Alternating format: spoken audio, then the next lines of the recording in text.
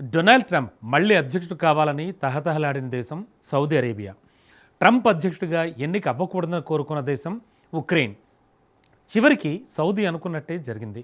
ట్రంప్ను ప్రసన్నం చేసుకోవడానికి రియాద్ భారీగా పెట్టుబడులు పెట్టింది. అందుకు కారణం ఇరాన్. ఈ పర్షియన్ కంట్రీ నుంచి అరబ్ దేశానికి ముప్పు పొంచి ఉంది. పైగా సున్నీ ముస్లిం దేశమైన సౌదీ సహజంగానే ఇరాన్ వ్యతిరేకిస్తూ ఉంటుంది. ఆ దేశంలోని క్షిపణులను, అణు కార్యకలాపాలను, అక్కడి ప్రభుత్వాన్ని నాశనం చేయాలని రియాద్ కోరుకుంది. అనుకున్నట్టుగానే ప్రస్తుతం ట్రంప్ చేస్తున్నాడు. కానీ ఈ యుద్ధంలో సౌదీ మాత్రం ఎలాంటి దాడులు చేయడం లేదు.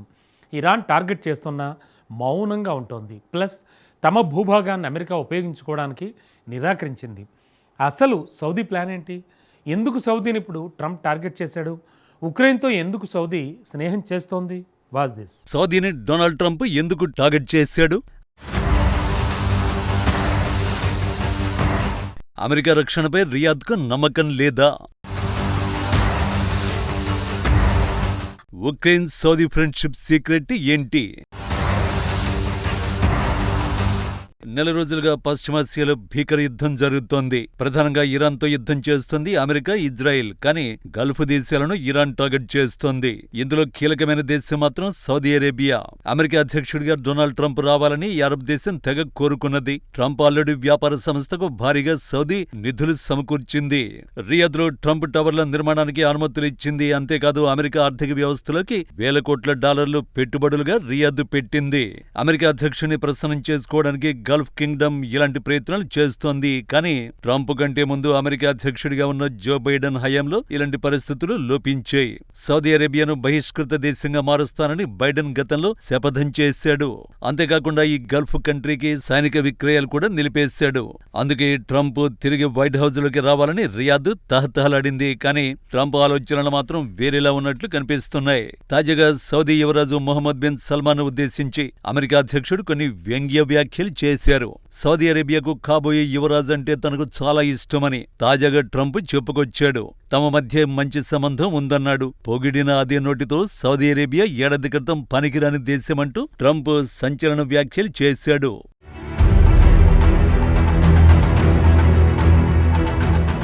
ఇప్పుడు సౌదీ అరేబియా హాట్ కంట్రీగా మారిందని అమెరికా అధ్యక్షుడు చెప్పాడు. తనను మిగతా అధ్యక్షులాగే సౌదీ యువరాజు భావించినట్లు ట్రంప్ సెటైలు వేశాడు. ఖచ్చితంగా ఈ వ్యాఖ్యలు ఎంబీఎస్ కు మంట పుట్టించి ఉంటాయి. అసలు ఎందుకు ట్రంప్ వ్యంగ్యంగా స్పందించాడు అన్నది ఎవరికీ అర్థం కావడం లేదు.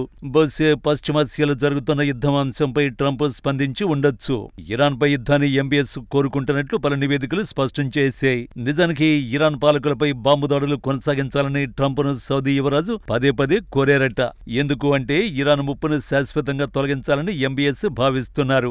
ఇరాన్ ప్రభుత్వం కుప్పకూలాలని, క్షిపణులు పూర్తిగా ధ్వంసం కావాలని సౌదీ పాలకుడు కోరుకుంటున్నారు. కానీ ఇక్కడే ఓ సందేహం తలెత్తుతోంది. ఇరాన్ నాశనం కావాలని కోరుకుంటున్న సౌదీ అరేబియా ఈ యుద్ధంలోకి ఎందుకు చేరలేదు? ఎందుకు ఆ దేశం శాంతి గురించి మాట్లాడుతోంది? నిజానికి సౌదీ అరేబియాపై ఇరాన్ డజన్ల కొద్దీ బ్యాలిస్టిక్ క్షిపణులు ప్రయోగించింది. దాదాపు 500 ఆత్మాహుతి డ్రోన్లతో దాడి చేసింది. రియాద్ ఎందుకు తిరిగి ఎదురుదాడి చేయలేదు? ఎదురుదాడి సంగతి పక్కన పెడితే గగనతలాన్ని, సైనిక స్థావరాల్ని అమెరికా ఉపయోగించుకోవడానికి సౌదీ అనుమతించలేదు. ఎందుకు? దీనికి కారణం ప్రమాదం పొంచి ఉండడమే. ఈ యుద్ధంలో సౌదీ అరేబియా కోల్పోయేది చాలా ఉంది. సౌదీ అరేబియా తాగునీటిలో 70% డీశాలినేషన్ ప్లాంట్ నుంచే వస్తుంది.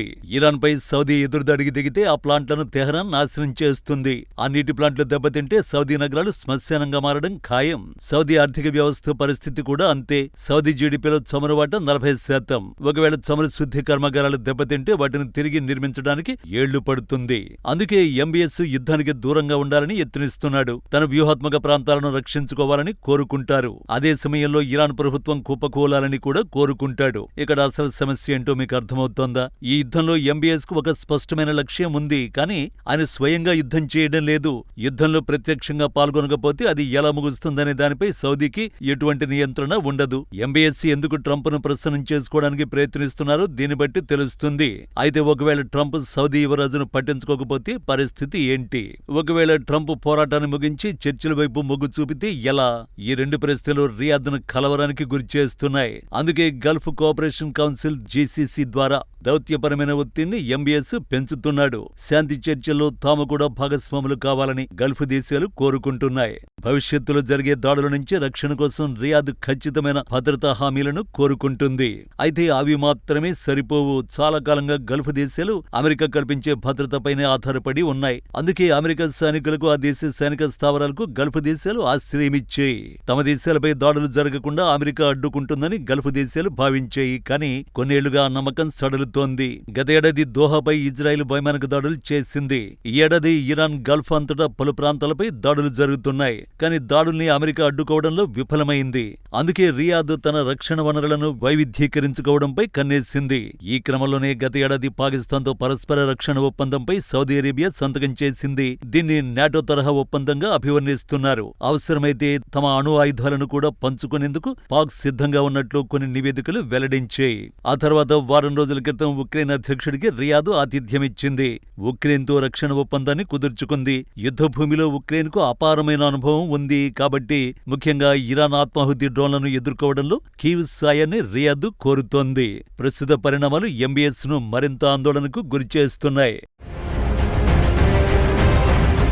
ఎందుకంటే సౌదీ అరేబియాకు దక్షిణాదిలో ఉన్న MBS ప్రత్యర్థులు కూడా ఇప్పుడు యుద్ధంలో చేరారు. యెమెన్లోని సాయుధ తిరుగుబాటు దళాలు హూతీలు సౌదీ అరేబియాకు శత్రువులు. సౌదీ అరేబియా, యెమెన్ దేశాలు 1300 కిలోమీటర్ల సరిహద్దును పంచుకుంటున్నాయి. పైగా గతంలో హూతీలు సౌదీ చమురు నిల్వలపై దాడులు చేశారు. ఇది సౌదీ అరేబియాను మరింత ప్రమాదంలోకి నెడుతోంది. ఇప్పుడు ప్రశ్న ఏంటంటే, ట్రంప్ వ్యాఖ్యలపై MBS ఎలా స్పందిస్తారు? యుద్ధాన్ని కొనసాగించాలని పట్టుబడతారా? లేదంటే రహస్య దౌత్య ప్రయత్నాలకు మద్దతునిస్తారా అన్నది తేలాల్సి ఉంది.